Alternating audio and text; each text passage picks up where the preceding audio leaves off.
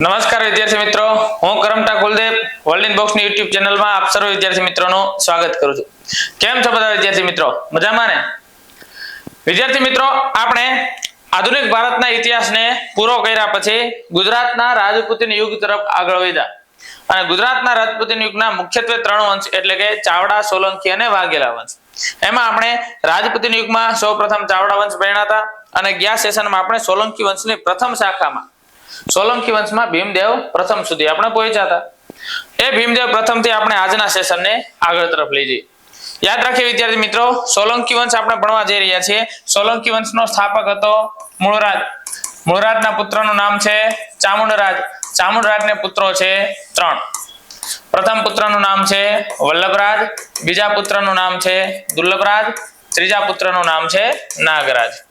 અને આ નાગરાજના પુત્ર એટલે ભીમદેવ પ્રથમ। આગળ જતા બીજા ભીમદેવ આવશે એટલે આપણે આમનું નામકરણ કરશું ભીમદેવ પ્રથમ। આ ભીમદેવ પ્રથમને કુલ બે પત્નીઓ હોય છે। પ્રથમ પત્નીનું નામ હોય છે ઉદયમતી અને બીજા પત્ની હતા બકુલાદેવી। ઓકે, તો હવે આપણે ભીમદેવ પ્રથમ થી આગળ વધવાનું છે। આજના સેશનમાં આપણે ભીમદેવ પ્રથમ થી આગળ ભણીએ। હવે આ સોલંકી વંશના રાજાઓનો કાર્યકાળ જો જોવા જઈએ તો મૂળરાજ સોલંકીનો સમય હતો કંઈક 942 થી 997। ચામુંડરાજ છે 997 થી 1010 સુધી શાસન કરે છે। 1010 માં જ માત્ર 6 મહિના શાસન કરે છે। સોલંકી વંશમાં સૌથી ટૂંકો સમય વલ્લભરાજ હોય છે। દુર્લભરાજ ગાદી આવે છે 1010 થી 1022 સુધી શાસન કરે છે। અને હવે નાગરાજનો જ્યાં ગાદીએ બેસવાનો સમય આવ્યો એ આ ચામુંડરાજના ત્રણ પુત્રો હતા। પહેલા વલ્લભરાજ ગાદીએ બેઠા, દુર્લભરાજ ગાદીએ બેઠા ને જ્યાં નાગરાજને ગાદીએ બેસવાનો સમય આવ્યો ત્યાં એમના પુત્ર ભીમદેવ પ્રથમ પુખ્ત વયના થઈ ગયા છે। એટલા માટે હવે ગાદીએ બેસવાની તક કોના હાથમાં આવે છે? ભીમદેવ। ઓકે, તો આ ભીમદેવ પ્રથમનો કાર્યકાળ શું છે? તો વર્ષ 1022 થી શરૂ કરીને 1064। ઓકે, તો ભીમદેવ પ્રથમના પત્નીઓ કેટલા છે? હવે આપણે આગળ જોવા જશું। હવે બનશે એવું કે સૌપ્રથમ ગાદીએ બેસશે ભીમદેવ અને ઉદયમતીના વંશજો। માતા પિતા બંને ક્ષત્રિય છે તો ક્ષત્રિયના વંશજો ગાદીએ બેસે છે। જ્યારે બકુલાદેવી સોમનાથ મંદિરમાં નર્તકી તરીકે સેવા આપતા। ઓકે, બકુલાદેવીનું અન્ય એક નામ ચોવલાદેવી પણ છે। અને યાદ રાખીએ વિદ્યાર્થી મિત્રો, ગુજરાતી સાહિત્યમાં ચોવલાદેવી નામની કૃતિની રચના કરી છે ગૌરીશંકર જોશી, જેમણે આપણે ઉપનામ આપેલું છે ધૂમકેતુ। ટૂંકી વાર્તાના પિતા તરીકે આપણે આમને ઓળખીએ છીએ, જેમનો જન્મ થયો છે રાજકોટના વીરપુર ખાતે। તો વાતને આગળ લઈ જાય ભીમદેવ અને ઉદયમતી। ભીમદેવ અને ઉદયમતીના વંશજમાં ગાદી આવશે આગળ જતા કર્ણદેવ સોલંકી। કર્ણદેવ સોલંકીના પત્નીનું નામ હોય છે મૈણલા દેવી, જ્યારે ગુજરાતમાં આપણે એમનું નામકરણ કરશું મિનળ દેવી। ક્યાંના હોય છે? તો ચંદ્રપુરના રાજા જયકેશીના પુત્રી હોય છે। ઓકે, દક્ષિણ ભારતના હતા અને આ બે ના સંતાન એટલે સિદ્ધરાજ જયસિંહ।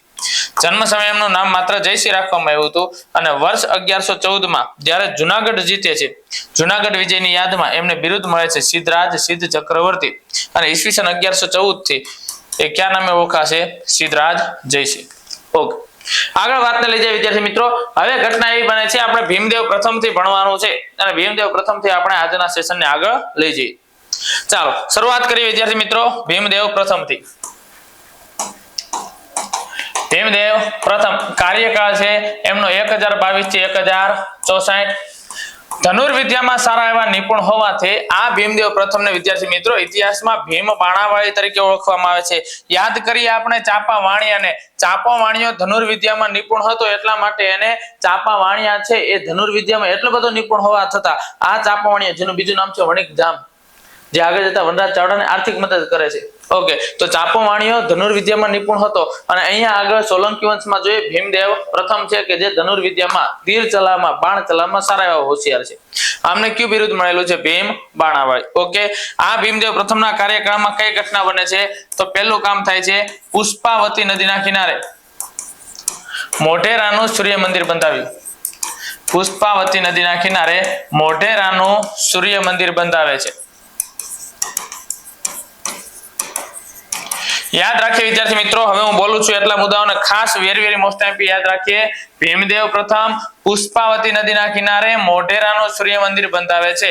આ મોઢેરાનું સૂર્ય મંદિર પૂર્વાભિમુખ છે, એટલે કે મંદિરનું મુખ પૂર્વ દિશામાં છે। આ મોઢેરાનું સૂર્ય મંદિર છે એ મોઢેરાના પ્રાચીન નામ અન્ય બે છે। મોઢેરાનું પ્રાચીન નામ છે ભગવત ગામ અને આ જ મોઢેરાને મહાભારત યુગમાં ક્યાં નામે ઓળખવામાં આવતું? ધર્મારણ્ય ક્ષેત્ર। તો આવો પ્રશ્ન પરીક્ષામાં પૂછાઈ જાય છે વિદ્યાર્થી મિત્રો કે મોઢેરાને મહાભારત યુગમાં કયા નામે ઓળખવામાં આવે છે? ધર્મારણ્ય ક્ષેત્ર. ઓકે, પ્રાચીન નામ શું છે? ભગવત ગામ. મોઢેરાનું સૂર્ય મંદિર કઈ દિશામાં આવેલું છે? પૂર્વ દિશામાં મોઢેરાનું સૂર્ય મંદિર છે.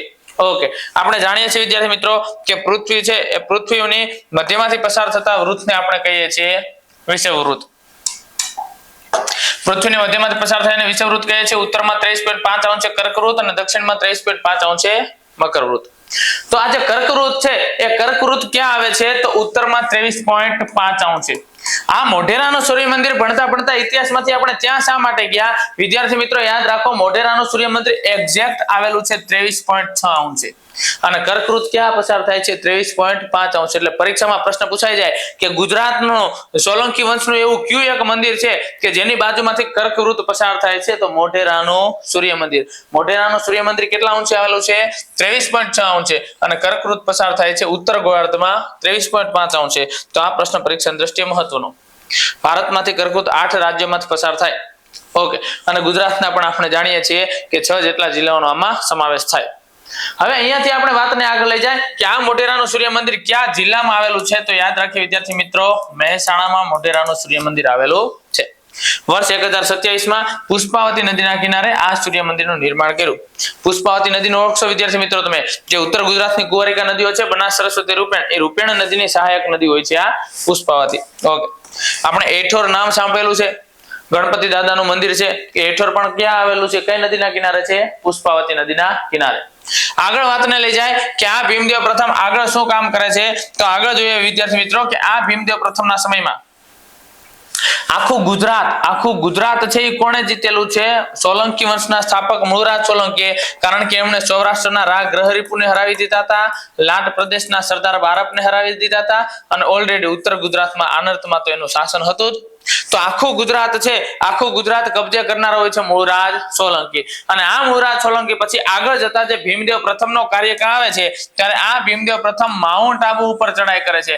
માઉન્ટ આબુ જે રાજસ્થાનના સિરોહી જિલ્લામાં આવેલો પર્વત છે અને આબુ છે એ આબુના રાજા હોય છે. ત્યારે તો માઉન્ટ શબ્દ નહોતો વપરાતો કારણ કે ત્યારે તો યુરોપિયન પ્રજા કોઈ આવી નહોતી, તો આપણને ખબર જ નથી કે માઉન્ટ આગળ શબ્દ પ્રયોગ કરીએ. તો આબુનો રાજા છે ને આબુના રાજાનું નામ શું હોય છે? ધંધુક. અને આબુના રાજા ધંધુકને હરાવ્યું.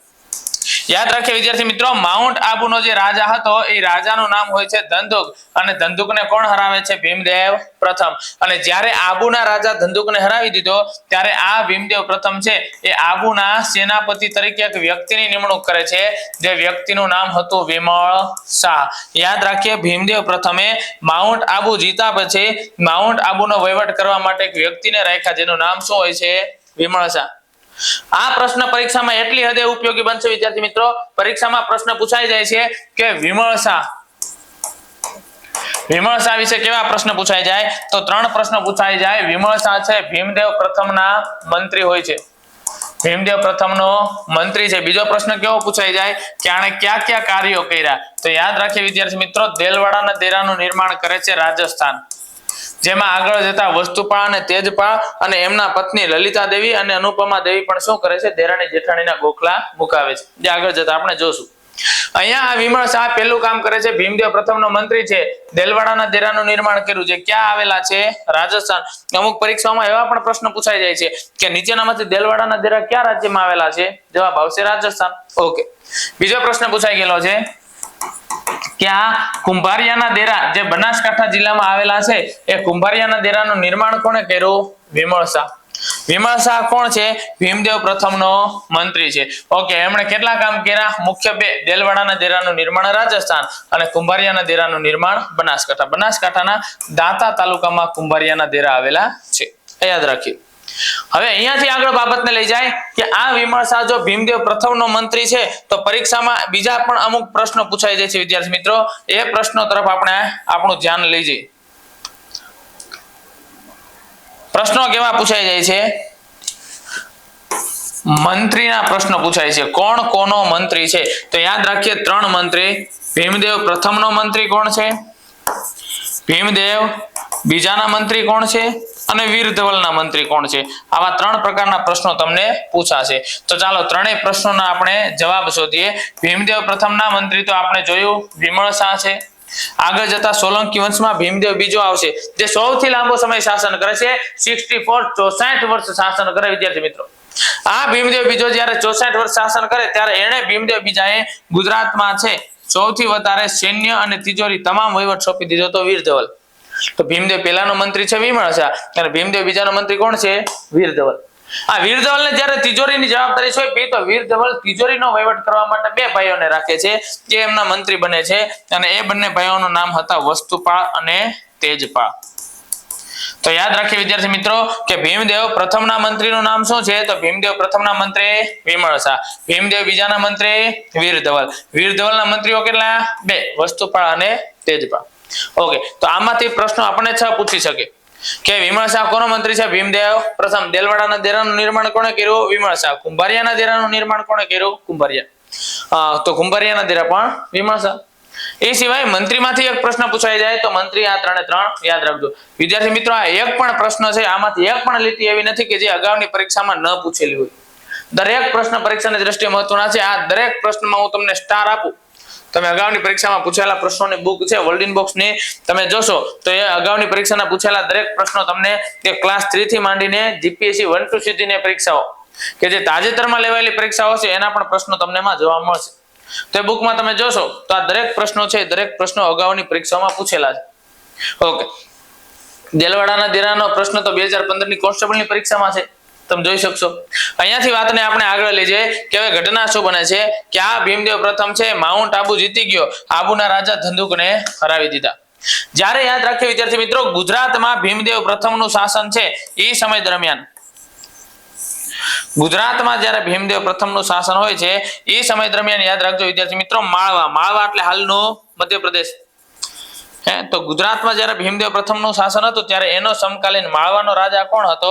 ત્યારે માળવામાં પરમાર વંશના શાસક હતો રાજા ભોજ. અને આ રાજા ભોજ વિશે તમે સાંભળ્યું હશે વિદ્યાર્થી મિત્રો. રાજા ભોજે એક ભોજ વ્યાકરણ ગ્રંથ રચાયો હતો અને આ રાજા ભોજે એક નગર પણ વસાવ્યું હતું ભોજપુર. ભોજપુર એટલે હાલનું ભોપાલ, જે મધ્યપ્રદેશનું શું છે? પાટનગર. તો રાજા ભોજ અને ભીમદેવ પ્રથમ બંને સમકાલીન છે વિદ્યાર્થી મિત્રો.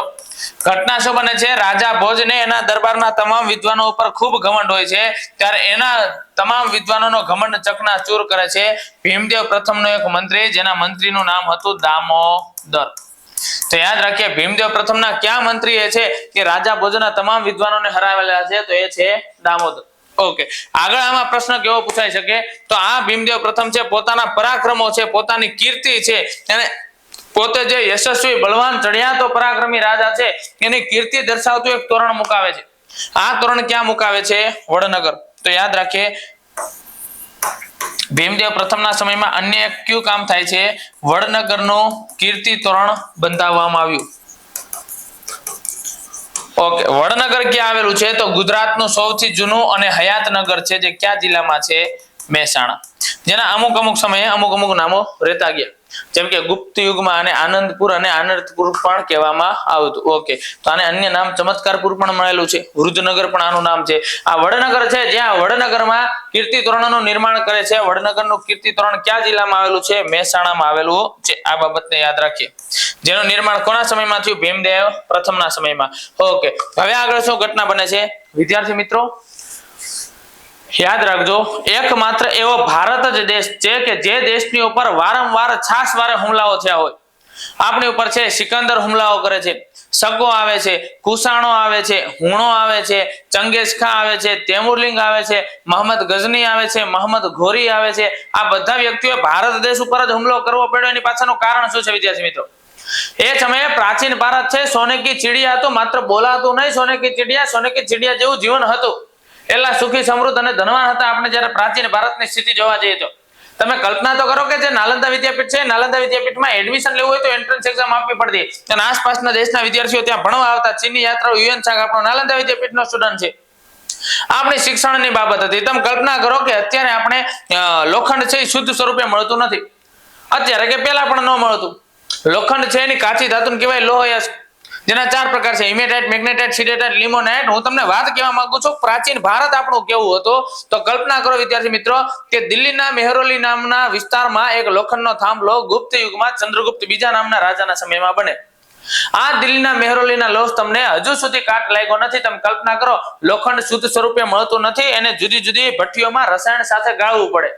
તો કલ્પના કરો કે એ સમયે આપણું રસાયણ વિજ્ઞાન કેવડું જબરજસ્ત છે કે આ દિલ્હીના મેહરૌલીના લોહ તમને હજી કાટ લાગતો નથી.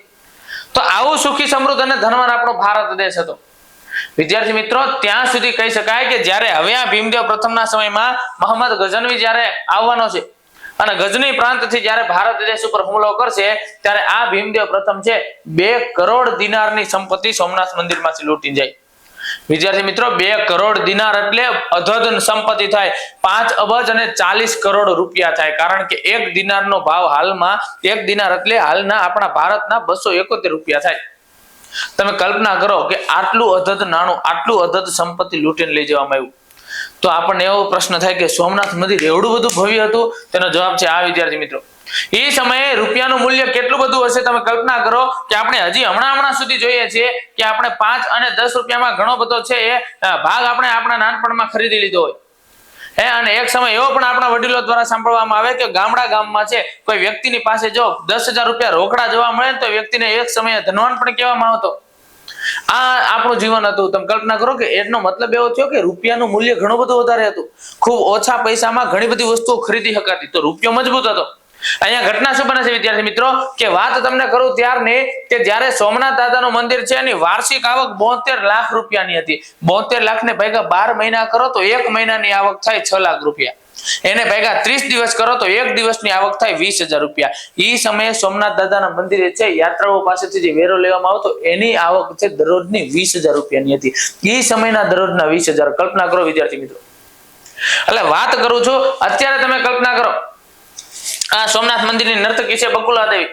આ બકુલા દેવી જેમ નર્તકી છે એવી જ રીતે સાહિત્યકારો ત્યાં છે સેલેરાઇઝ સોમનાથ દાદાના મંદિરે જોવા મળે છે કે જે પગારદાર હોય અને ત્યાં પગાર એમને મળતો હોય અને એ પોતાની જે કાંઈ પણ સાહિત્યિક બાબતમાં એની આવડતો રજૂ કરતા હોય.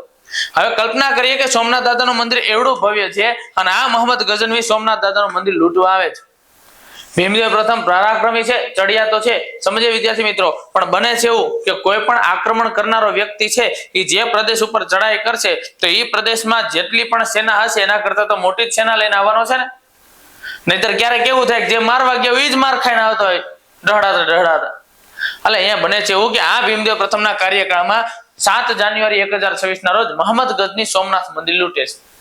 ત્યારે ગુજરાતમાં ભીમદેવ પ્રથમનું શાસન છે જ, પણ ભીમદેવ પ્રથમ કરતા મોહમ્મદ ગઝનીની સેના ઘણી બધી વિશાળ છે. અને આ ભીમદેવ પ્રથમે નક્કી કર્યું કે આપણે ગુજરાતના તમામ દેશી રજવાડાઓમાં એક એકતા સ્થપાય અને આ મોહમ્મદ ગઝનવીની સૈન્યને વેર વિખેર કરવા માટે આપણે છે એ વાગડના મેદાનમાં જાય છે, કંથકોટના ડુંગરોના કંથકોટના કિલ્લામાં જાય છે અને ત્યાં ભીમદેવ પ્રથમ છે આ મોહમ્મદ ગઝનવીની રાહ જોતો હોય છે. પણ બને છે એવું વિદ્યાર્થી મિત્રો કે આ મોહમ્મદ ગઝનવી છે એ વંટોળિયાની જેમ આવ્યો ને વંટોળિયાની જેમ જતો રહ્યો. ભીમદેવ પ્રથમ અને મોહમ્મદ ગઝનવી છે કે એકબીજો આ મોહમ્મદ ગઝની આગળ અને ભીમદેવ પ્રથમ એની પાછળ મોહમ્મદ ગઝની સોમનાથ મંદિર લૂંટીને જતો રહ્યો. એવું પણ કહેવાય વિદ્યાર્થી મિત્રો કે આ મોહમ્મદ ગઝનવી જ્યારે સોમનાથ મંદિર લૂંટવા આવ્યો ત્યારે આ સોમનાથ દાદાના મંદિરે જે લોખંડની ડાંગ પોતાની પાસે લોખંડનો પાઇપ છે એના વડે શું કરે છે? શિવલિંગનો ધ્વંસ કરે છે. તો ચાલો વાતને આપણે અહીંયા લઈ જઈએ કે ભીમદેવ પ્રથમના કાર્યકાળમાં શું ઘટના બને છે. તો 7 જાન્યુઆરી 1026 ના રોજ 7 જાન્યુઆરી 1026 ના રોજ મોહમ્મદ ગઝનીએ સોમનાથ મંદિર પર ચડાઈ કરી. મોહમ્મદ ગઝનવી સોમનાથ મંદિર પર ચડાઈ કરે છે. વેરી વેરી મોસ્ટ ટાઈમ મુદ્દો છે. 7 જાન્યુઆરી 1026 ના રોજ મોહમ્મદ ગઝનીએ સોમનાથ મંદિર પર ચડાઈ કરી. તો સોમનાથ મંદિર પર જ્યારે ચડાઈ થઈ ત્યારે ભીમદેવ પ્રથમ ક્યાં છે? ભીમદેવ પ્રથમ છે કચ્છ જિલ્લાના વાગડના મેદાનના કંથકોટના ડુંગરોમાં છે.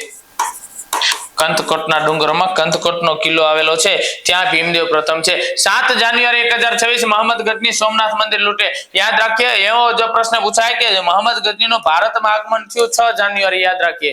સોમનાથ મંદિર લૂંટાયું કઈ તારીખે? 7 જાન્યુઆરી. સોમનાથ મંદિર લૂંટાય છે 7 જાન્યુઆરી 1026 ના રોજ. અને 7 જાન્યુઆરી 1026 ના રોજ મોહમ્મદ ગઝની સોમનાથ મંદિર લૂંટે અને મોહમ્મદ ગઝની સોમનાથ મંદિર લૂંટે ત્યારે ભીમદેવ પ્રથમ કચ્છના વાગડના મેદાનના કંથકોટના ડુંગરોમાં હોય છે. અહીંયા વાત એટલી યાદ રાખી વિદ્યાર્થી મિત્રો, આ ભીમદેવ પ્રથમ છે આ મોહમ્મદ ગજની જ્યારે સોમનાથ મંદિર લૂંટીને જતો રહે છે ત્યાર પછી આ મંદિર શેનું બંધાવે છે? પથ્થરનું નિર્માણ કરે છે. તો આટલા મુદ્દાઓ આમાં યાદ રાખીએ. હવે આપણે વાતને આગળ લઈ જાય. આ ભીમદેવ પ્રથમ છે, ભીમદેવ પ્રથમના સમયમાં જે આ સોમનાથ દાદાનું મંદિર બન્યું એ સોમનાથ દાદાના મંદિર વિશે જો થોડીક વાત કરું તો યાદ રાખીએ વિદ્યાર્થી મિત્રો, આ જે સોમનાથ દાદાનું મંદિર છે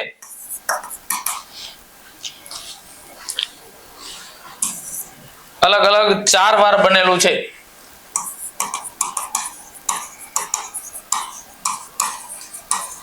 ઓકે, તો 4 વાર બનેલું છે. 4 વારની આપણે વાત કરીએ, સતયુગ, ત્રેતાયુગ, દ્વાપર યુગ અને કળયુગ. યાદ રાખીએ વિદ્યાર્થી મિત્રો કે આપણું જે સોમનાથ દાદાનું મંદિર છે એ સોમનાથ મંદિર અલગ અલગ 4 વાર બનેલું છે અને આ સોમનાથ દાદાનું મંદિર છે એ સતયુગમાં સૌપ્રથમ કહેવાય છે ચંદ્ર ભગવાન દ્વારા બને છે, જે સંપૂર્ણ સોનાનું હતું. ત્રેતા યુગમાં છે એ રાવણ બંધાવે છે, લંકેશ બંધાવે છે, જે ચાંદીનું હતું. યાદ રાખીએ, રાવણની લંકા હોનાની હતી પણ સોમનાથ દાદાનું મંદિર જે ત્રેતા યુગમાં બનાવે છે એનું છે ચાંદીનું છે. ઓકે, દ્વાપર યુગમાં ભગવાન શ્રી કૃષ્ણ જગન્નાથ દ્વારકાધીશ મુરલીધર બંધાવે છે અને ત્યારે છે આ મંદિર બંધાવે છે સુખડ નામના વૃક્ષનું. અને અત્યારે આ ત્રણેય બાબત તો આપણે પૌરાણિક ગ્રંથ મુજબ જોઈએ. જ્યારે અહીંયા મોહમ્મદ ગઝનવી સોમનાથ મંદિર લૂંટવા આવે છે ત્યાર પછી આ સોમનાથ દાદાનું મંદિર કોણ બંધાવે છે? તો કળિયુગમાં પથ્થરનું બંધાવે છે ભીમદેવ પ્રથમ. શેનું બંધાવે છે? ભીમદેવ પ્રથમ પથ્થરનું. આની પહેલા નાગભટ્ટ બીજો હતો જે ભુવડ ચાવડા વંશમાં પંચાસરામાં જયશિખરી ઉપર ચડાઈ કરી હતી. એ નાગભટ્ટ બીજાએ પણ આ સોમનાથ દાદાનું મંદિરનું પુનઃનિર્માણ કર્યું હતું. યાદ રાખીએ.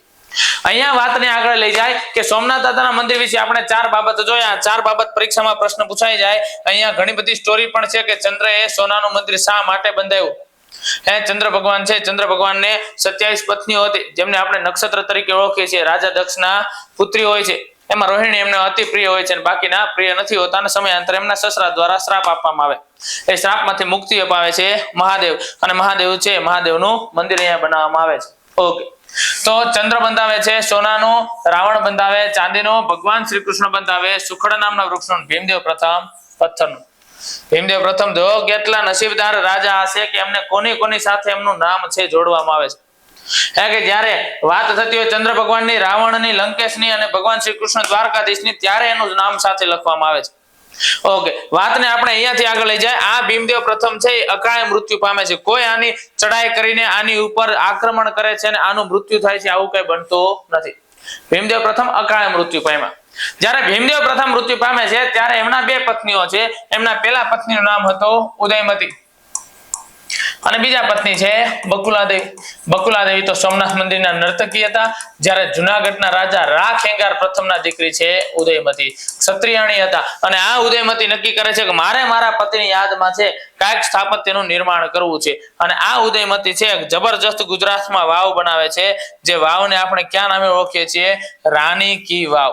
ક્યાં નામે ઓળખીએ છીએ વિદ્યાર્થી મિત્રો? રાની કી વાવ, જેને આપણે સંપૂર્ણ રીતે કેવું હોય તો આપણે રાણકી વાવ તરીકે ઓળખીએ છીએ. જેને આપણે રાણકી વાવ કહીએ છીએ એનું મૂળ નામ શું છે વિદ્યાર્થી મિત્રો? રાની કી વાવ છે. અને આ રાણકી વાવ જેને આપણે કહીએ છીએ એ રાણકી વાવ એટલે કે રાની કી વાવ ક્યાં આવેલી છે? પાટણમાં. કોણ બંધાવે છે?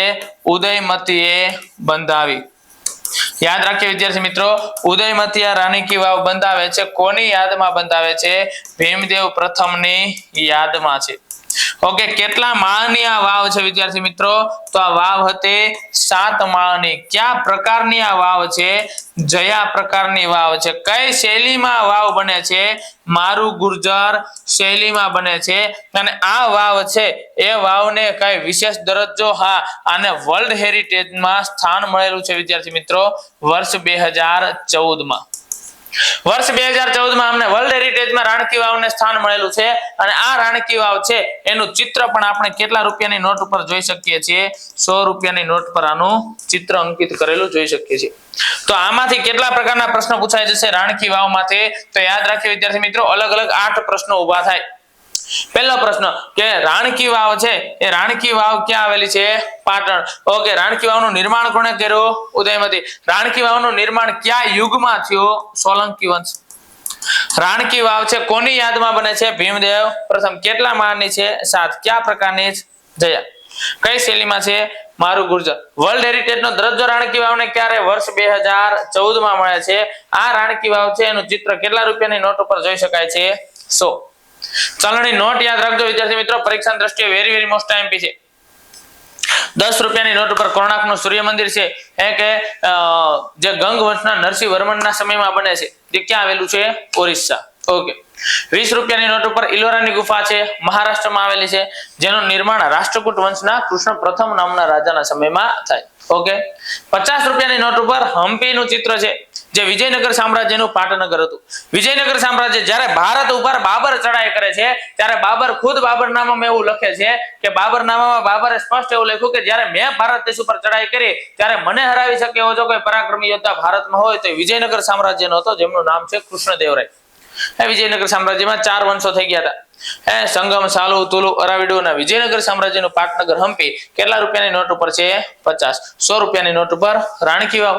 200 રૂપિયાની નોટ ઉપર સાંચીનો સ્તૂપ, જે સમ્રાટ અશોક મુકાવે છે, મધ્યપ્રદેશમાં આ છે. સમ્રાટ અશોક ભવ્ય રીતે આપણે ભણવાના છે. 500 રૂપિયાની નોટ ઉપર લાલ કિલ્લો છે. જ્યારે શાહજહાંનો સમય હતો એ સમય સ્થાપત્ય કલાનું સુવર્ણયુગ છે. તાજમહેલ બને છે. તાજમહેલ બનાવવા માટેનો સમય જબરજસ્ત લાગે છે વિદ્યાર્થી મિત્રો. તાજમહેલ છે એ બનાવવાનું કામ શરૂ થાય 1631 માં, 1653 માં બને. 22 વર્ષ તો તાજમહેલ બને છે. અને 7 કરોડના ખર્ચે એક જબરજસ્ત મયુરાસન બંધાયું હતું. 2 મોરની કા કરતું આખું સોનાનું સિંહાસન બનાવે છે શાહજહાં. ઓકે. તો શાહજહાંના સમયમાં જે દિલ્હીમાં લાલ કિલ્લો પણ બનેલો છે એનું ચિત્ર 500 રૂપિયાની નોટ ઉપર છે. અને મંગળયાન, જે આપણે polar satellite launch vehicle C-25 નામના યાન દ્વારા લોન્ચ કર્યું હતું વર્ષ 2014, એનું ચિત્ર આપણને કેટલા રૂપિયાની નોટ ઉપર જોવા મળે? 2000, જે હવે તાજેતરમાં બંધ થઈ ગઈ. હવે વાતને આપણે આગળ લઈ જાય. અહીંયાથી આ 1 માર્ક્સનો પ્રશ્ન તમને પૂછાઈ શકે. યાદ રાખજો વિદ્યાર્થી મિત્રો, ચલણી નોટમાંથી. ઓકે. અને સાથે સાથે એક બાબત અહીંયા પણ જો નોંધી લઈએ, વાવ. જે આ પ્રકારની વાવ છે રાણકી વાવ. તો વાવના પણ તમને પ્રકારો પૂછશે. વાવના મુખ્ય પ્રકારો 7 છે, યાદ રાખજો વિદ્યાર્થી મિત્રો. નંદા, ભદ્રા, જયા, વિજયા, દીર્ઘિકા, ભોલેરી અને જીવતી. પણ હા, પરીક્ષાની દ્રષ્ટિએ તમને 4 યાદ રાખવાની જરૂર છે. એક બાજુ પ્રવેશ દ્વાર હોય તો નંદા, 2 બાજુ હોય તો ભદ્રા, 3 બાજુ હોય તો જયા અને 4 બાજુ હોય તો વિજયા. આને સૌથી વધારે મહત્વ આપજો. ચાલો આગળ વધીએ. અહીંયાથી હવે આપણે જોઈએ છીએ ભીમદેવ પ્રથમનો કાર્યકાળ પૂરો થયો. ભીમદેવ પ્રથમનો સમય શું છે? તો 1022 થી શરૂ કરીને 1064 આ એનો સમય હોય છે. ભીમદેવ પ્રથમ જ્યારે વીરગતિ પામે ત્યારે એમના પુત્ર ગાદી આવે છે, જેમનું નામ હોય છે કર્ણદેવ સોલંકી. અને હવે કર્ણદેવ સોલંકી થી આપણે આગળનો તબક્કો લઈ જઈએ કે હવે આગળ ઘટના શું બને છે.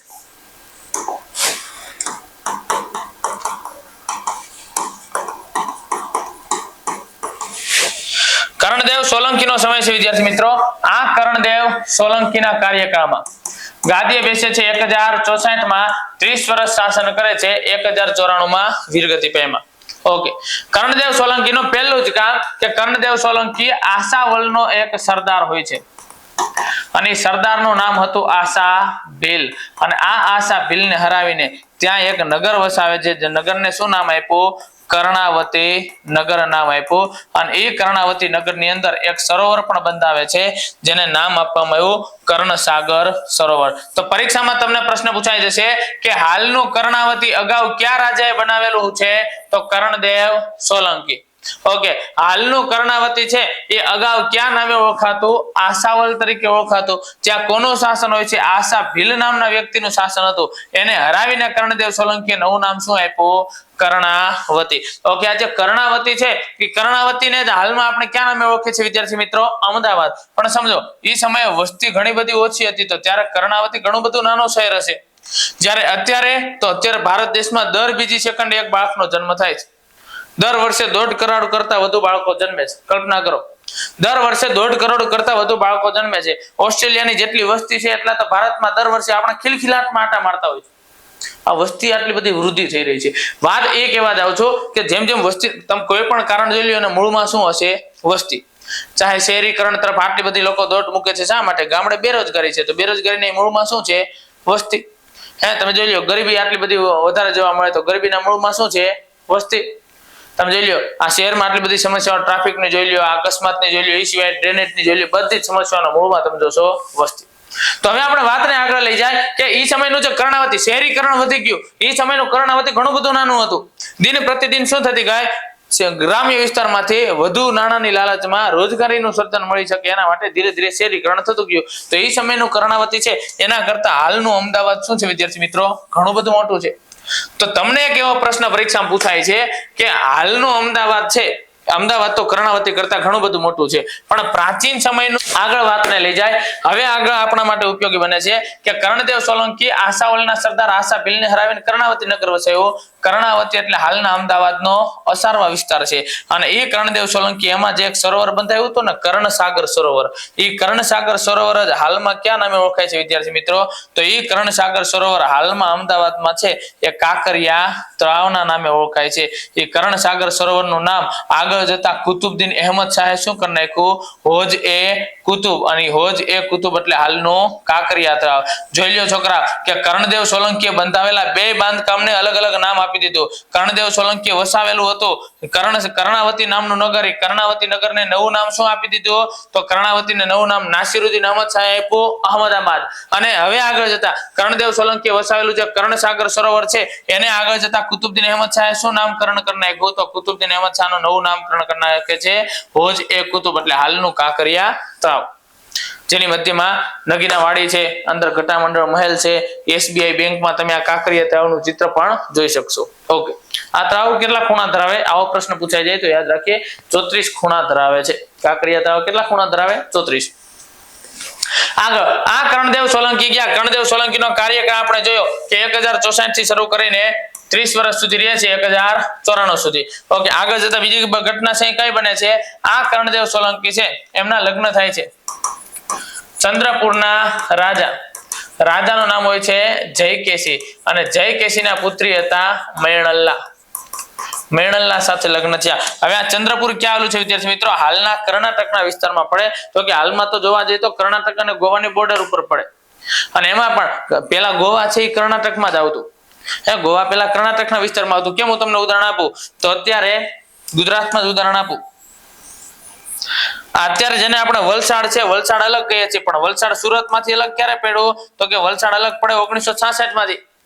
અને પછી વલસાડ અલગ પડ્યું, પછી વલસાડ માંથી 1997 માં નવો પાછો જિલ્લો બન્યો એક નવસારી, અને પછી સુરત માંથી વર્ષ 2007 માં બન્યું તાપી. તો સુરત માંથી તો ઘણા બધા જિલ્લા બન્યા, જેમ કે વલસાડ બન્યો, વલસાડ માંથી આગળ જતા નવસારી બન્યો, સુરત માં છેલ્લે તાપી બન્યા. તો પ્રાચીન સમયમાં સુરત ઘણું બધું મોટું હોય છે. પ્રાચીન સમય એટલે ગુજરાતની સ્થાપના થઈ ત્યારે જ સુરત ઘણું મોટું હોય છે. હાલનું જુનાગઢ જોઈ લો, જુનાગઢ પેલા ઘણું બધું મોટું હતું ગુજરાતની સ્થાપના સમયે. મોટું જોઈએ ને, કેમ કે ગુજરાતની સ્થાપના થઈ ત્યારે 17 જિલ્લા હતા, અત્યારે એના ડબલ થઈ ગયા, અત્યારે 33 જિલ્લા થઈ ગયા. મેં તો એક એક જિલ્લામાંથી કોઈક ને કોઈક જિલ્લાની રચના થઈ. જુનાગઢમાંથી 2 જિલ્લા બન્યા. જુનાગઢ છે, જુનાગઢમાં પેલા પોરબંદર બન્યો 1997 માં શંકરસિંહ વાઘેલાની સરકારમાં, અને વર્ષ 2013 માં નવો જિલ્લો બને છે નરેન્દ્ર મોદી સાહેબની સરકારમાં. અને ત્યારે નવું નામ પડે છે એનું ગીર સોમનાથ. તો હાલનું પોરબંદર તમે ક્યારેક નકશામાં જોજો કે હાલનું પોરબંદર, હાલનું ગીર સોમનાથ અને હાલનું જુનાગઢ બધું પેલા એક જ હતું, અને એનું નામ માત્ર શું હતું? જુનાગઢ. તો અહીંયા વાત મારે તમને ઈ કહેવાની હતી કે હાલનું કર્ણાટક છે એ ગોવા પેલા કર્ણાટકમાં જ આવતું. ત્યારે કર્ણાટક વિશાળ હતું, અને એ કર્ણાટક છે એ કર્ણાટકમાં ચંદ્રપુર નામના એક શહેરમાં, ચંદ્રપુર નામના એક રાજ્યમાં એક રાજા શાસન કરે છે, અને રાજાનું નામ હતું જયકેશી. આ જયકેશીના દીકરી હોય છે મૈણલ્લા દેવી. આ મૈણલ્લા દેવીની લગ્ન કરવાની ઉંમર થઈ, અને આ ચંદ્રપુરના રાજા જયકેશી છે એમની પુત્રી મૈણલ્લા દેવીના લગ્ન કોની સાથે કરાવે છે?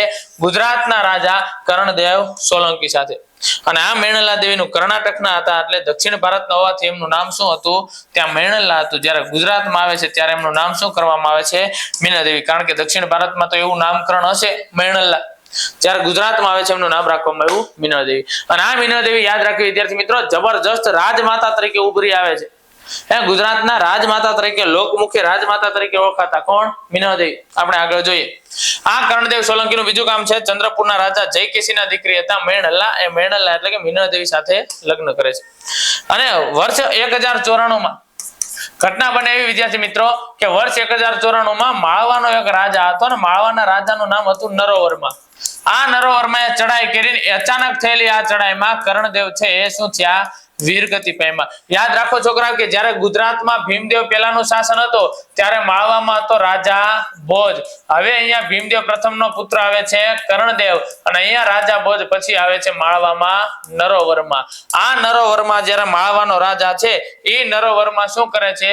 કર્ણદેવ ઉપર અચાનક ચડાઈ કરે છે અને જ્યારે કર્ણદેવ ઉપર 1094 માં ચડાઈ જાય છે આ ચડાઈમાં કર્ણદેવ સોલંકી વીરગતિ પામ્યા અને હવે આ નરવર્મા છે કર્ણદેવ સોલંકીની હત્યા કરીને ફરી પાછા માળવા પાછો જતો રહે છે। પણ જ્યારે કર્ણદેવ સોલંકી છે વીરગતિ પામે છે ત્યારે સિદ્ધરાજ જયસિંહની ઉંમર કેટલા વર્ષની હતી? 3 વર્ષની। આ પ્રશ્ન પરીક્ષા દ્રષ્ટિએ મહત્વનો। જો 1094 માં કર્ણદેવ વીરગતિ પામતા હોય ત્યારે સિદ્ધરાજ જયસિંહની ઉંમર જો 3 વર્ષની હોય તો આપણે સમજી શકીએ કે સિદ્ધરાજ જયસિંહનો જન્મ 1091 માં થયો હોય તો જ 1094 માં 3 વર્ષના હોય। ઓકે, તો સિદ્ધરાજ જયસિંહનું જન્મનું વર્ષ છે 1091। આ એક બાબત યાદ રાખીએ। કર્ણદેવ સોલંકી વીરગતિ પામે છે, યાદ રાખે વિદ્યાર્થી મિત્રો, 2 કાશ્મીરના કવિ હોય છે। કાશ્મીરના 2 કવિ યાદ રાખો। કાશ્મીરના 2 કવિ, પહેલા આપણે આપણા માટે ઉપયોગી છે એ કવિની વાત કરી લે। કાશ્મીરી કવિ હોય છે બિલહણ। આ બિલહણ જતા હતા દક્ષિણ ભારતમાં। જ્યારે કાશ્મીર થી લઈને દક્ષિણ ભારતમાં જતા હતા ત્યારે થોડા સમય કર્ણદેવ સોલંકીના દરબારમાં રોકાય છે અને કર્ણદેવ સોલંકીના દરબારમાં રોકાઈને આ કાશ્મીરી કવિ બિલહણ એક નાટિકા રચે છે જેનું નામ શું હતું? કર્ણસુંદરી। પરીક્ષાની દ્રષ્ટિએ મહત્વનો મુદ્દો કે કર્ણસુંદરી નામની નાટિકાની રચના કોણ કરે છે? તો કર્ણસુંદરી નામની નાટિકાની રચના કરે છે કાશ્મીરી કવિ બિલહણ। યાદ રાખજો વિદ્યાર્થી મિત્રો, આમના સિવાયના પણ એક કાશ્મીરી કવિ છે। એ કાશ્મીરી કવિનું નામ હતું કલ્હણ। એ કાશ્મીરી કવિ છે કલ્હણ, જે આપણને અહીંયા રાજપૂતી યુગમાં ઉપયોગી નથી બનતા, પણ કન્ફ્યુઝન ન થાય એના માટે અહીંયા મેન્શન કરું છું। આ કાશ્મીરી કવિ કલ્હણ છે એમણે એક ગ્રંથ લખ્યો હતો જે ગ્રંથનું નામ હતું રાજતરંગીણી ગ્રંથ। અને આ ગ્રંથમાં યાદ રાખજો વિદ્યાર્થી મિત્રો, કાશ્મીરના ઇતિહાસનું વર્ણન છે। આ ગ્રંથમાં શેનું વર્ણન છે? કાશ્મીરના ઇતિહાસનું વર્ણન છે। ઓકે, તો તમને પરીક્ષામાં પ્રશ્ન પૂછાઈ જશે કાશ્મીરના ઇતિહાસનું વર્ણન કરતો ગ્રંથ કયો છે? રાજતરંગીણી। ઓકે, રાજતરંગીણી ગ્રંથની રચના કોણે કરી? કલ્હણ। ઓકે, તો 2 કવિ યાદ રાખ્યા, એક બિલહણ અને કલ્હણ, બંને કાશ્મીરી કવિઓ છે। ઓકે, હવે અહીંયા ઘટના એવી બને છે, મેરુતુંગ નામના એક કવિ છે જે વઢવાણમાં રહીને પ્રબોધ ચિંતામણી નામનો ગ્રંથ રચે છે અને આ મેરુતુંગે પણ છે આ કર્ણદેવ સોલંકી ઉપર નરવર્માએ ચડાઈ કરી। આ નરવર્માની ચડાઈનું વર્ણન કર્યું છે પ્રબોધ ચિંતામણી ગ્રંથમાં અને સાથે સાથે એમણે ઉલ્લેખ પણ કરેલો છે કે જ્યારે કર્ણદેવ સોલંકી છે એ કર્ણદેવ સોલંકી ઉપર માળવાના રાજા નરવર્માએ ચડાઈ કરી ત્યારે સિદ્ધરાજ જયસિંહની ઉંમર કેટલા વર્ષની હતી? 3 વર્ષની। આવું એક ક્યાં ગ્રંથમાંથી માલુમ પડે છે? પ્રબોધ ચિંતામણી નામના ગ્રંથમાંથી। આ એક મુદ્દાને આપણે ધ્યાને લઈએ। અહીંયા ઘટના આગળ જતા એ બને છે વિદ્યાર્થી મિત્રો કે આ કર્ણદેવ સોલંકી છે એ કર્ણદેવ સોલંકી 1094 માં વીરગતિ પામ્યા। શાસન છે હવે કોનું? તો કે નરવર્મા જો ધારે તો ગુજરાત ઉપર શાસન કરી શકે એમ હતા, શાસન સ્થાપિત કરી શકે એમ હતા, પણ નહીં। ઇતિહાસમાં ઘણા યુદ્ધો એવા છે વિદ્યાર્થી મિત્રો કે જે પ્રદેશ વધારવા માટે વિસ્તારવાદની નીતિથી નથી થયા, માત્ર ને માત્ર એવું દર્શાવવા માટે થયા હોય કે તમારા કરતા વધારે હું ચડિયાતો છું, પરાક્રમી છું અને બળિયો છું। જેમ કે આપણે યાદ કરો, સોલંકી વંશમાં મૂળરાજ સોલંકી છે એણે સૌરાષ્ટ્ર, લાટ અને આખું ગુજરાત કબજે કર્યું। એમના પુત્ર ચામુંડરાજ આવે, ચામુંડરાજે યુવાનીમાં માળવાના સિંધુરાજને હરાવ્યા હતા, સિંધુરાજને એનો પ્રદેશ પાછો પણ સોંપી દીધો। ત્યારથી જ આપણે માળવા સાથે દુશ્મની હાલી આવતી। પછી એ જ માળવાના સિંધુરાજને એ પ્રદેશ પાછો સોંપી દીધો। એ જ માળવાના રાજાએ શું કર્યું? કાશી યાત્રા દરમિયાન ચામુંડરાજનું અપમાન કર્યું। આગળ જતા ગુજરાતમાં ચામુંડરાજના પુત્ર વલ્લભરાજ આવે, દુર્લભરાજ આવે અને નાગરાજના પુત્ર ભીમદેવ આવે। ભીમદેવ આવે ત્યારે રાજા ભોજ છે, રાજા ભોજ સાથે શું થાય છે? વિદ્વાનો કોના દરબારમાં વધારે ચડિયાતા છે એ બાબતની હરીફાઈ જામે છે। અને હવે કર્ણદેવ સોલંકી ઉપર માળવાનો રાજા નરવર્મા ચડાઈ કરે છે અને આ ચડાઈ દરમિયાન કર્ણદેવ વીરગતિ પામ્યા। કર્ણદેવ વીરગતિ પામે છે, નરવર્મા છે એ પાછો ફરે છે માળવા અને હવે ગુજરાતની સત્તા છે એ સિદ્ધરાજ જયસિંહના હાથમાં આવે। પણ સિદ્ધરાજ જયસિંહની ઉંમર તો માત્ર કેટલા વર્ષની હોય છે? 3 વર્ષ। 3 વર્ષની ઉંમરે તો રાજ્યનો વહીવટ પૂરેપૂરો પરિપક્વ નહીં હોય, સંભાળી શકે। તો જ્યાં સુધી સિદ્ધરાજ જયસિંહ મેચ્યોર નથી થઈ જતા ત્યાં સુધી છે ગુજરાતની સત્તા કોણ સંભાળે છે? એમના માતા એટલે કે રાજમાતા મિનળદેવી। અને હવે અહીંયાથી આપણે ઘટના એ સમજવા જવાની છે કે રાજમાતા મિનળદેવીના હાથમાં ગુજરાતનો વહીવટ આવે ત્યાર પછી ગુજરાતની પરિસ્થિતિ કેવી છે। તો ચાલો હવે આપણે સમજવા જઈએ મિનળદેવી। મિનળદેવી ગુજરાતના પ્રથમ સ્ત્રી શાસક, ગુજરાતના પ્રથમ સ્ત્રી શાસક હતા મિનળદેવી। ઓકે, હું એક કોષ્ટક બનાવું છું, આ કોષ્ટકને તમે યાદ રાખો વિદ્યાર્થી મિત્રો। આ કોષ્ટક પરીક્ષાની દ્રષ્ટિએ વેરી મોસ્ટ ટાઈમ બનવાનું છે। તમને પરીક્ષામાં પ્રશ્ન પૂછાઈ જશે સ્ત્રી, તમને પરીક્ષામાં પ્રશ્ન પૂછાઈ જાય સ્ત્રી વિશે, તો સ્ત્રી વિશે હું બોલતો જાઉં એટલું યાદ રાખો।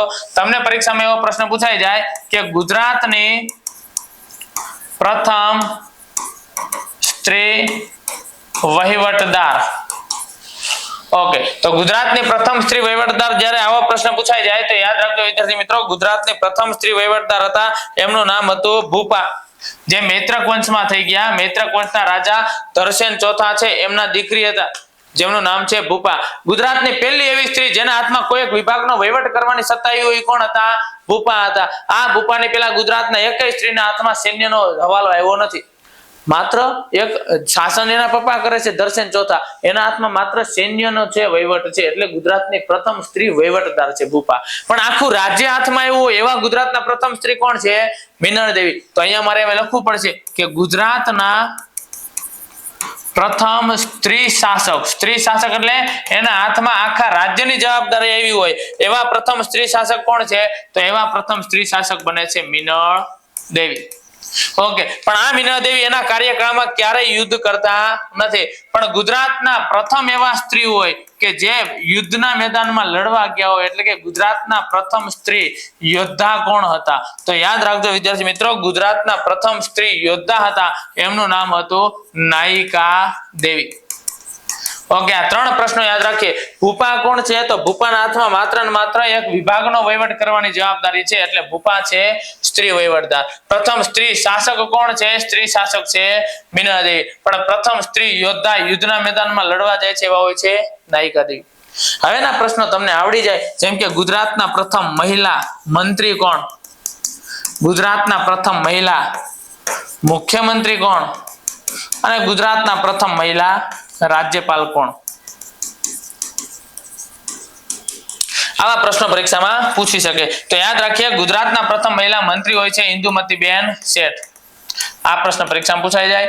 ગુજરાતના પ્રથમ મહિલા મુખ્યમંત્રી આનંદીબેન પટેલ. અને ગુજરાતના પ્રથમ મહિલા રાજ્યપાલ હોય છે શારદાબેન મુખર્જી. ઓકે, તો આટલા પાત્રોને યાદ રાખીએ. આમાંથી પરીક્ષામાં પ્રશ્ન ડોકું મારે છે અને પ્રશ્ન સ્પષ્ટ પૂછી લેવામાં આવે છે કે ગુજરાતના પ્રથમ સ્ત્રી શાસક કોણ? મિનળ દેવી. ગુજરાતના પ્રથમ એવા સ્ત્રી જે યુદ્ધના મેદાનમાં લડવા ગયા હતા નાયિકા દેવી. ઓકે, ગુજરાતના પ્રથમ મહિલા જે મંત્રી હોય એવા કોણ છે? ઇન્દુમતીબેન શેઠ. પણ મુખ્યમંત્રી હોય તો આનંદીબેન પટેલ.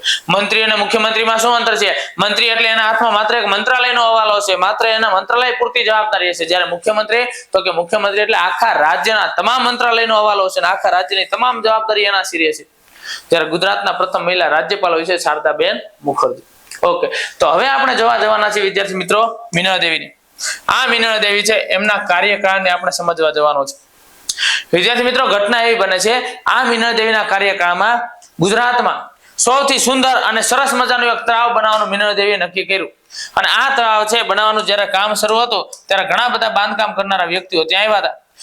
એક ગુજરાતમાં સૌથી સુંદર અને સરસ મજાનું એક તળાવ બનવા જઈ રહ્યું હતું અને મિનળ દેવી છે એમણે આ તળાવને નામ આપ્યું હતું મલાવ તળાવ. પણ બન્યું એવું વિદ્યાર્થી મિત્રો કે જ્યારે આ તળાવનું કામ શરૂ હતું ત્યારે તળાવની પૂર્વ બાજુએ એક વૃદ્ધ ડોશીમાની ઝૂંપડી આવે છે. અને આ વૃદ્ધ ડોશીમાની ઝૂંપડી આવે છે અને મિનળ દેવીના સૈનિકો દ્વારા એમને સમજાવવામાં આવ્યા કે મળે આ ઝૂંપડી તમારી અહીંયાથી હટાવી લ્યો, ગુજરાતનું સૌથી સુંદર અને સરસ મજાનું અહીંયા તળાવ બનવા જઈ રહ્યું છે. ત્યારે મિનળ દેવી કહે છે કે આ વૃદ્ધ ડોશીમા કહે છે કે નહીં, હું મારા પરિવારની યાદો આ ઝૂંપડી સાથે જોડાયેલી છે, હું જીવીશ ત્યાં સુધી આ ઝૂંપડી છોડીશ નહીં. મિનળ દેવી આવે છે. મિનળ દેવી જ્યારે સ્થળ ઉપર આવીને તપાસ કરે છે ત્યારે એમને લાગુ પડે છે, એમને સ્પષ્ટ એવું દેખાય છે કે મારા સરોવર બનાવવા કરતા ક્યાંય ઘણી વધારે છે આ વૃદ્ધ ડોશીમાની એમના પરિવાર સાથેની લાગણી વધારે મહત્વની છે. ત્યારે મિનળ દેવીએ નક્કી કર્યું કે આ તળાવ છે, તળાવની ભલે મારે સુંદરતા છોડી દેવી પડે, પણ હું છે આ તળાવ માટે આ વૃદ્ધ ડોશીમાની ઝૂંપડીને અહીંયાથી નહીં હટાવો.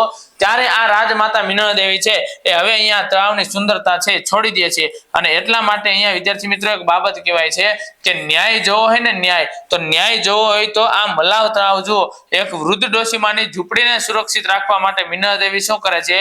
પોતાના તળાવની જે સુંદરતા હતી એ સુંદરતા છોડી દે છે અને આ વૃદ્ધ ડોશીમા છે એની ઝૂંપડીને સુરક્ષિત રાખે છે. ત્યારથી કહેવાય છે જો તમારે ન્યાય જોવો હોય ને કે સોલંકી વંશમાં ન્યાય કેવી રીતે આપવામાં આવતો, એ ન્યાય જોવો હોય તો આ તળાવ જુઓ. ન્યાય જોવો હોય તો આ તળાવ જુઓ. અને આ તળાવ એટલે કયું વિદ્યાર્થી મિત્રો? આ તળાવ એટલે મલાવ તળાવ. મલાવ તળાવ ક્યાં આવેલું છે? તો મલાવ તળાવ આવેલું છે ધોળકા, જિલ્લો અમદાવાદ. ન્યાય જોવો હોય તો આ તળાવ જુઓ અને આ તળાવ કયું છે મલાવ તળાવ. મલાવ તળાવ ક્યાં આવેલું છે ધોળકા અમદાવાદ આવેલું છે અને આ ધોળકા જેને મહાભારત યુગમાં ક્યાં નામે ઓળખવામાં આવતું વિદ્યાર્થી મિત્રો વિરાટનગરી અને આ ધોળકાને પ્રાચીન સમયમાં બીજા ક્યાં નામે ઓળખવામાં આવતું ધવલકપુરી તરીકે પણ ઓળખવામાં આવતું હતું. યાદ રાખીએ. ઓકે હવે આ મીનળ દેવીના કાર્યકાળમાં એક ગુજરાતનું એક સુંદર મજાનું બીજું પણ એક સરોવર બને છે અને એ સરોવરનું નામ હતું મુનસર તળાવ. મુનસર તળાવ ક્યાં બને છે વિરમગામ તાલુકામાં બને છે અને વિરમગામ તાલુકો ક્યાં જિલ્લામાં આવેલો છે અમદાવાદ.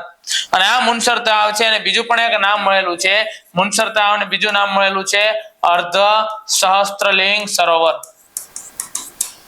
અર્ધ સહસ્ત્રલિંગ સરોવર. આ મુનસર તળાવ વિશેની કઈક બાબત છે કે મીનળ દેવી એકવાર દ્વારકાધીશ મંદિરે જતા હોય છે અને દ્વારકાધીશ મંદિર ક્યાં આવ્યું તો આપણે સ્પષ્ટ અહીંયા જોઈ શકીએ આ ગુજરાતના નકશામાં કે દ્વારકાધીશ મંદિર અહીંયા આવેલું છે. મીનળ દેવીનું સામ્રાજ્ય ક્યાં છે પાટણ એનું પાટનગર છે તો પાટણથી દ્વારકા આવતા અને પાટણથી જ્યારે એમને દ્વારકા જવાનું હતું ત્યારે અહીંયા રસ્તામાં એક અમદાવાદ જિલ્લાનું હાલનું વિરમગામ નામનો તાલુકો આવે છે. આ વિરમગામનું નામ આગળ જતા વિરમગામ પડે છે ત્યારે તો વિરમગામનું પ્રાચીન નામ હતું ઘુસડી. એટલે મીનળ દેવી દ્વારકાધીશ મંદિરે જતી વખતે ઘુસડી નામના ગામમાં આવે છે અને આ ઘુસડી નામના ગામમાં આવીને મીનળ દેવીએ જોયું કે હું ગુજરાતની રાજમાતા છું, હું દ્વારકાધીશ મંદિરે દર્શન કરવા જઈ રહી છું, મારી પ્રજા આટલી બધી પાણી માટે હેરાન છે. ત્યારે ઘુસડી ગામના લોકો છે પાણી માટે ખૂબ હેરાન હતા વિદ્યાર્થી મિત્રો. અને અહીંયા બને છે એવું કે આ રાજમાતા મીનળ દેવીએ સંકલ્પ કર્યો કે જ્યાં સુધી આ તમામ લોકો છે જોખરાવ અત્યારે પાણીની કોઈ સમસ્યા નથી.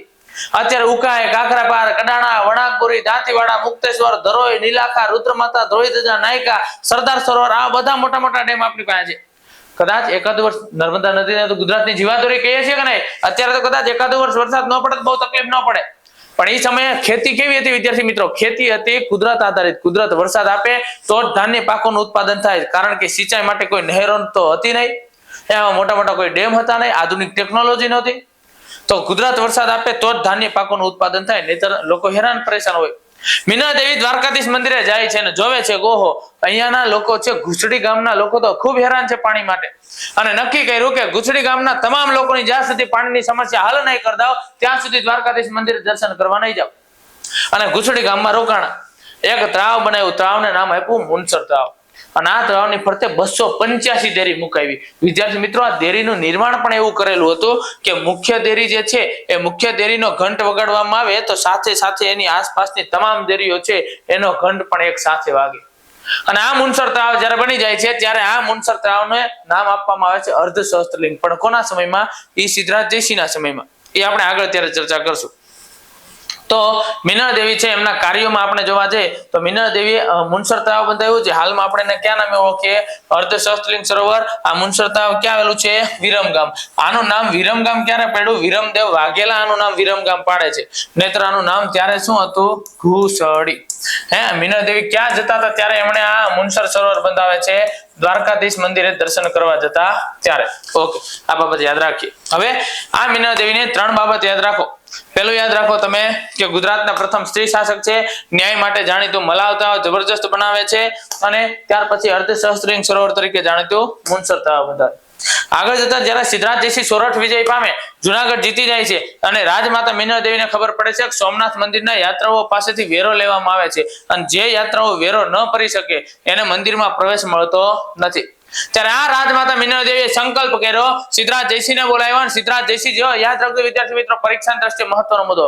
સિદ્ધરાજ જયસિંહ ગાદીએ બેઠા છે અને સિદ્ધરાજ જયસિંહને રાજમાતા મીનળ દેવી આદેશ આપે છે કે જે બેટા સોમનાથ મંદિરનો યાત્રા વેરો બંધ કરી દે. તો પરીક્ષામાં પ્રશ્ન પૂછાઈ જશે કે સોમનાથ મંદિરનો યાત્રા વેરો માફ કરાવ્યો કોણે? તો મીનળ દેવીએ માફ કરાવ્યો. કોને કહીને? સિદ્ધરાજ જયસિંહને. તો પરીક્ષામાં પ્રશ્ન પૂછાશે સોમનાથ મંદિરનો યાત્રા વેરો કોણે માફ કરાવ્યો? મીનળ દેવી.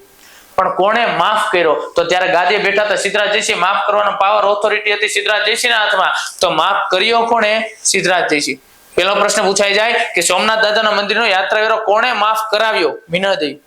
કોણે માફ કર્યો? સિદ્ધરાજ જયસિંહ. ત્રીજો પ્રશ્ન ફેરવીને પૂછી શકે સોમનાથ મંદિરનો યાત્રા વેરો કોના કહેવાથી માફ કર્યો? તો સિદ્ધરાજ જયસિંહે રાજમાતા મીનળ દેવીના કહેવાથી માફ કર્યો. આવા નાના નાના મુદ્દે વિદ્યાર્થી મિત્રો ખૂબ વિચારવું પડે છે અને આવામાંથી પ્રશ્નો પરીક્ષામાં પૂછાઈ જતા હોય છે. તો આપણે જાણીએ છીએ વિદ્યાર્થી મિત્રો કે આ સોલંકી વંશ આપણા માટે કેટલો બધો મહત્વનો છે. અને આના પછીના તબક્કામાં આના પછીના સેશનમાં આપણે સિદ્ધરાજ જયસિંહ અને કુમારપાળના સેશનને આગળમાં જોવા જવાના છીએ. ગુજરાતનો રાજપૂત નિયોગ આપણા માટે અતિ મહત્વનો છે અને વિદ્યાર્થી મિત્રો આવનારી આ કોન્સ્ટેબલની પરીક્ષા માટે તમને ખાસ કહું છું કે વર્લ્ડ બોક્સ તરફથી જ્યારે આ ફ્રી બેચ છે આ ફ્રી બેચનો વધુમાં વધુ લાભ લ્યો, વધુમાં વધુ આનો શેર કરો અને શક્ય એટલા વધુમાં વધુ આમાંથી તમારી નોટ્સ તૈયાર કરો. નોટ્સ તૈયાર કરીને એનું શક્ય એટલું વધુમાં વધુ રિવિઝન કરો. આવનારી પરીક્ષામાં તમારો એક ચહેરો છે. ચાલો નેક્સ્ટ મળીએ વિદ્યાર્થી મિત્રો. જય હિન્દ.